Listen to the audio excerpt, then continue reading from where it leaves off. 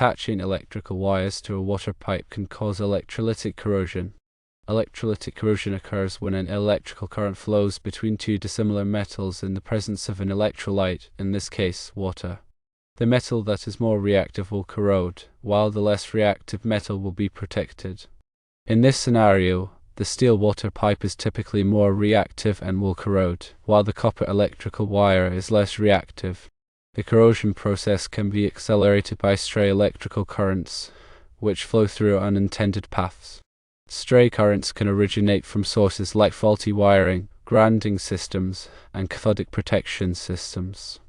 When stray currents flow from electrical wires to the water pipe and then to the ground, the pipe can corrode and develop leaks. To prevent electrolytic corrosion, it's crucial to avoid attaching electrical wires directly to water pipes. If such a connection is necessary, a properly installed and maintained electrical bonding jumper must be used.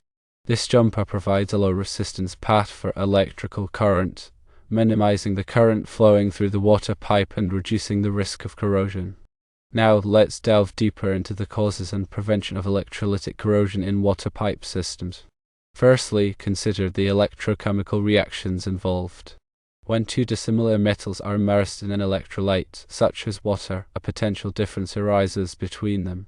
This potential difference drives the flow of electrical current from the more reactive metal, the anode, to the less reactive metal, the cathode. At the anode, metal atoms lose electrons and dissolve into the electrolyte as ions, leading to corrosion. At the cathode, electrons are consumed by a reduction reaction, typically involving oxygen or hydrogen ions from the water. Secondly, examine the role of stray currents. Stray currents can originate from various sources, including electrical equipment, power distribution systems, and even neighboring structures. These currents can enter the water pipe system through unintended paths, such as ground connections or direct contact with electrical conductors. The magnitude of stray currents depends on factors like the voltage gradient in the soil, the resistance of the grounding system, and the proximity of electrical sources to the water pipe. Thirdly, discuss the importance of electrical bonding. The electrical bonding involves connecting all metallic components of a building's electrical system to a common grounding electrode. This ensures that all metallic components are at the same electrical potential, minimizing the risk of stray currents flowing through unintended paths. In the context of water pipes, bonding the pipe to the electrical grounding system can help prevent electrolytic corrosion by providing a lower resistance path for stray currents to return to the source. Fourthly, elaborate on the installation and maintenance of bonding jumpers. A bonding jumper is a short length of conductive wire used to connect two metallic components together. When installing a bonding jumper on a water pipe, it's crucial to ensure that the connection is clean, tight, and corrosion resistant. The bonding jumper should be sized appropriately for the electrical current it's expected to carry, based on applicable electrical codes and standards. Regular maintenance of bonding jumpers is essential to ensure their effectiveness. This includes inspecting the connections for corrosion or looseness and tightening or replacing the jumpers as needed. Fifthly, address the role of cathodic protection systems. Cathodic protection is a technique used to mitigate corrosion by making the metal structure to be protected, the cathode of an electrochemical cell. This can be achieved by applying a direct current to the structure, forcing it to become cathodic and preventing the dissolution of metal ions. Cathodic protection systems are commonly used to protect underground pipelines, storage tanks, and other metallic structures from corrosion. Sixthly, consider the effects of water quality on corrosion. The composition of the water flowing through the pipe can significantly influence the rate of corrosion. For example, water with high levels of dissolved salts or acids can be more corrosive than pure water. Similarly, the presence of certain bacteria in the water can accelerate corrosion through a process called microbiologically influenced corrosion. Seventhly, discuss the use of corrosion-resistant materials. One way to prevent electrolytic corrosion is to use corrosion-resistant materials for the water pipe. For example, copper pipes are more resistant to corrosion than steel pipes. Similarly, plastic pipes are immune to electrolytic corrosion. However, the choice of material depends on various factors, including cost, availability, and suitability for the intended application. Eighthly, address the importance of proper grounding. Proper grounding of electrical systems is essential for safety and for preventing stray currents from flowing through unintended paths. Grounding involves connecting the electrical system to the earth through a grounding electrode, which provides a low resistance path for fault currents to return to the source. A properly grounded electrical system can help minimize the risk of electrolytic corrosion by reducing the magnitude of stray currents flowing through water pipes. Ninthly, consider the role of sacrificial anodes. A sacrificial anode is a metal that is intentionally connected to the structure to be protected, typically a water pipe, and is designed to corrode instead of the protected structure.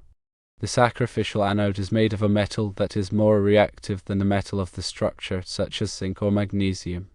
As the sacrificial anode corrodes, it releases electrons that protect the structure from corrosion. Tenthly, emphasize the importance of regular inspections.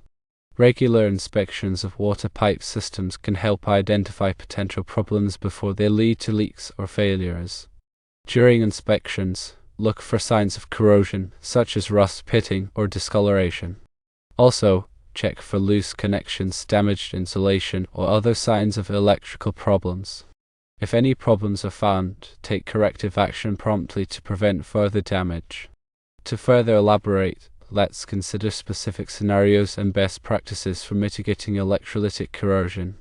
One common scenario involves the connection of copper plumbing to galvanized steel pipes. Because copper is more noble than steel, a galvanic cell is established, and the steel corrodes preferentially. To prevent this, a dielectric union should be installed between the copper and steel pipes. A dielectric union is a fitting that electrically isolates the two dissimilar metals, preventing the flow of electrical current and reducing the risk of corrosion. Another scenario involves the use of copper grounding electrodes near underground steel water pipes. In this case, stray currents can flow from the copper electrode to the steel pipe, causing corrosion. To mitigate this, the grounding electrode should be located as far away from the water pipe as possible. Additionally, a bonding jumper can be installed between the grounding electrode and the water pipe to provide a low resistance path for stray currents to return to the source. Now, let's delve into specific requirements from the National Electrical Code, or NEC, specifically the 2008 edition, that relate to grounding and bonding of water pipes. While the NEC doesn't explicitly address electrolytic corrosion, it provides guidelines for ensuring that electrical systems are properly grounded and bonded, which can help minimize the risk of stray currents and corrosion. NEC Section 250.52 addresses grounding electrodes. It specifies that metal underground water pipes can be used as grounding electrodes if they meet certain requirements, such as being in direct contact with the earth for at least 10 feet and being electrically continuous. However, the NEC also requires that the water pipe be supplemented by an additional grounding electrode, such as a ground rod or a concrete encased electrode. NEC Section 250.104 addresses bonding of metal water piping. It requires that metal water piping systems be bonded to the electrical grounding system to ensure electrical continuity and to minimize the risk of stray currents. The bonding connection must be made at the service equipment or at the building's main disconnecting means. The bonding conductor must be sized according to NEC Table 250.122, based on the size of the service entrance conductors. NEC Section 250.64 addresses grounding electrode conductor installation. It specifies that the grounding electrode conductor, which connects the grounding electrode to the electrical system, must be installed in a manner that protects it from physical damage. The grounding electrode conductor must also be securely fastened to the surface on which it is carried. NEC Section 250.68 addresses connection to grounding electrodes. It specifies that the connection to the grounding electrode must be made in a manner that ensures a permanent and effective ground fault current path. The connection must be accessible for inspection and testing. It's also important to note that local codes and regulations may have additional requirements for grounding and bonding of water pipes. Therefore, it's crucial to consult with local authorities and qualified electricians to ensure compliance with all applicable codes. Let's now explore some advanced techniques for preventing electrolytic corrosion. One such technique is the use of impressed current cathodic protection, or ICP. ICP involves applying a direct current to the structure to be protected, making it the cathode of an electrochemical cell. This is achieved by using an external power source to drive current from an anode, typically made of a non-corrosive material such as graphite or titanium, to the structure. The ICP system is controlled by a rectifier which adjusts the current output to maintain the desired level of protection. Another advanced technique is the use of electrochemical noise measurement. Electrochemical noise measurement involves monitoring the fluctuations in voltage and current between two electrodes immersed in the electrolyte. These fluctuations, known as electrochemical noise, can provide valuable information about the corrosion process. By analyzing the electrochemical noise, it's possible to detect corrosion at an early stage and to assess the effectiveness of corrosion control measures. Furthermore, let's consider the impact of soil conditions on electrolytic corrosion. The corrosivity of soil depends on various factors, including its moisture content, pH level, and salt content. Soils with high moisture content, low pH, and high salt content are generally more corrosive than dry, alkaline soils. To mitigate corrosion in aggressive soils, it's important to use corrosion-resistant materials for underground pipes and to apply appropriate corrosion control measures such as cathodic protection or protective coatings. Also, proper drainage can help reduce the moisture content of the soil and minimize corrosion. Another important consideration is the effect of stray currents from direct current, or DC, transit systems such as subways and light rail. DC transit systems can generate significant stray currents that can flow through underground pipelines and other metallic structures, causing corrosion. To mitigate this, it's important to implement measures to minimize stray current leakage from the transit system.